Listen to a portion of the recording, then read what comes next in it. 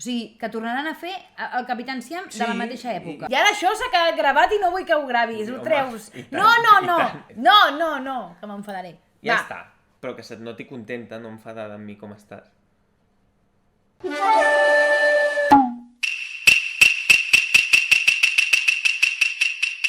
Yokoso! Nosaltres som Aventura per Japó.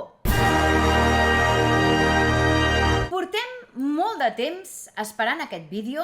La veritat, no sabíem com gestionar-lo perquè és una notícia que portem esperant molt i molt de temps des de l'època del 3XL. Correcte, per fi podem dir, i ho podem dir ben alt, que torna l'anime en català i ho fa molta força. Si voleu saber tots els detalls de la revolució que està havent-hi amb el nou Super 3, tots els animes que arribaran i totes les novetats, quedeu-vos fins al final del vídeo perquè segur que us interessa. Com ja hem dit, torna l'anime en català. I perdoneu que ho repetim, però és que se'ns fa difícil creure-ho després de tant de temps d'haver-ho esperat. I això és una gran notícia, ja que TV3 ha donat el pas i sembla ser que emetrà regularment aquest tipus de contingut en el nou Super 3, que s'estrenarà el 10 d'octubre. Així doncs, el que farem ara és fer un petit repàs a tots els anuncis que hi ha hagut i a les estrenes que hi haurà, i hem decidit separar-ho del vídeo que vam fer anteriorment de la temporada d'anime perquè creiem que el fet que torni l'anime en català aquí és prou important com per dedicar-li un vídeo sencer. Abans de començar amb el repàs de l'anime, i perdoneu, però és que hi ha molta informació i volem dir-ho tot i dir-ho bé, hem de destacar que han pensat en tot. I per què diem això? Doncs perquè el nou Super 3 es dividirà en 3 franges. La primera serà pels més petits de la casa i serà l'S3. La segona, amb un clar aire 3XL que ens encanta, és l'X3, on hi haurà sèries ja per un públic més adolescent i, bé, pels que estem una mica més crescudets. Però, per qui està crescudet de debò, tindrem una última sorpresa que ens ha agradat molt. Quina és aquesta sorpresa? Aquesta sorpresa és l'Hora Boomer, un espai on la nostàlgia s'apoderarà de nosaltres, amb programes d'entreteniment que havíem tingut anteriorment a TV3. Per acabar i començar ja d'una vegada per totes amb el repàs de l'anime, m'agradaria fer un últim esment al saber fer i no sé, la passió que sembla que destil·la aquest projecte, ja des de l'estètica, des de tota la promoció, tota la programació, que hi ha una feinada darrere espectacular. I a més, diré encara més, la cançoneta dels Beta, que enganxa moltíssim.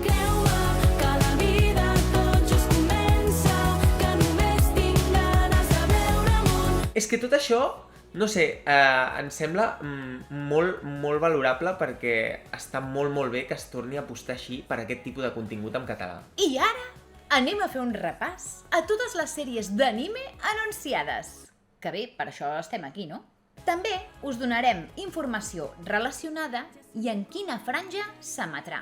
Començarem aquest repàs amb un clàssic com és el Detectiu Conan, que no cal cap tipus de presentació i que la comentem la primera perquè ja s'han estrenat nous capítols. El Detectiu Conan és una de les sèries més estimades aquí a Catalunya i una de les que més capítols doblats ha tingut, i és una gran notícia saber que ja es torna a emetre i que de cara al 2023 hi hauran 100 nous capítols amb doblatge en català.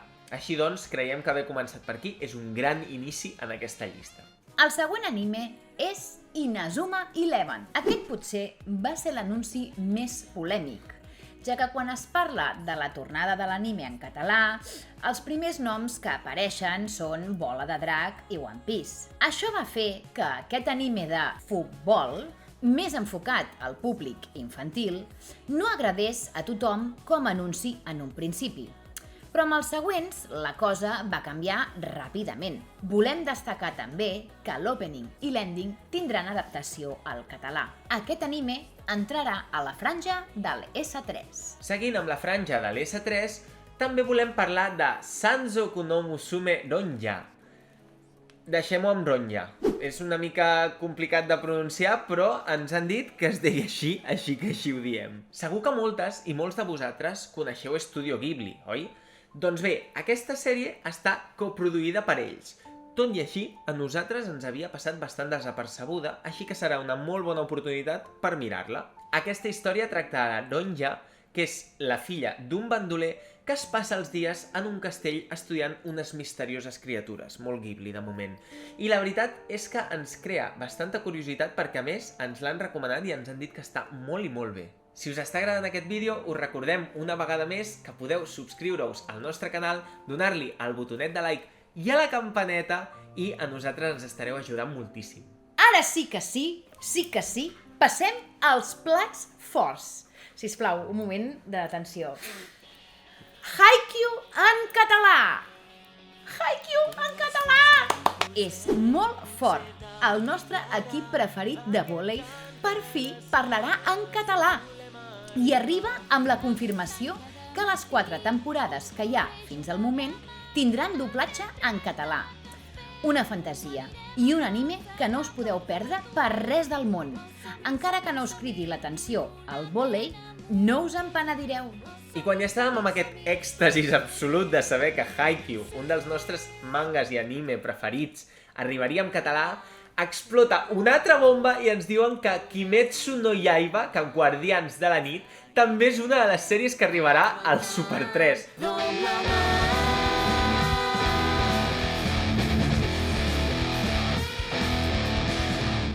Espectacular, o sigui, magnífic i meravellós, i jo ja no tinc més adjectius per definir-ho. És més, després de la pel·lícula del Tren Infinit que vam poder gaudir en català, ens van quedar moltíssimes ganes de sentir en Tanjiro i companyia, doncs, seguint les seves aventures parlant la nostra llengua, i per fi ho tindrem aquí. Dir que aquest manga anime s'ha convertit en una de les obres més populars dels últims anys al Japó i que ha trencat no sé quants rècords ja, tant el manga com l'anime, les dues coses. Però és que de debò no us ho podeu perdre. I, perdoneu perquè amb l'emoció no ho hem dit, però tant Haikyuu com Kimetsu no Yaiba s'emetran a la franja del X3, així que no us ho perdeu. Ja que hem parlat de la pel·lícula de Guardians de la Nit, no podem oblidar que també s'ha anunciat la primera pel·lícula de My Hero Academia, Two Heroes. Feia molts anys que no teníem una llista d'anime en català com aquesta. I no podem estar més contents. Ah, i notícia d'última hora. Recordeu que abans hem parlat de l'hora boomer, aquella on es remetrà en programes que hi ha tal? Doncs que sapigueu que un dels anime que ja s'ha confirmat per aquesta franja és Yu Yu Hakusho, els defensors del més enllà. I què voleu que us digui? Ens fa moltíssima il·lusió poder tornar a gaudir de les aventures d'en Yusuke Urame, Shin Hiei i companyia en català i a TV3. Jo he de reconèixer que me'n fa molta perquè no l'he vist i serà una ocasió ideal per veure-la. Noi, a mi no em va enganxar aquesta època, què vols que hi faci? No passa res, la veurem i la gaudirem. La veurem i la gaudirem. I el shoujo? No, aquest shoujo no. Pels amants del shoujo, no patiu. De cara a 2023 ja s'ha dit que hi haurà més presència d'aquest gènere i altres llicències. Així que això només ha fet que començar.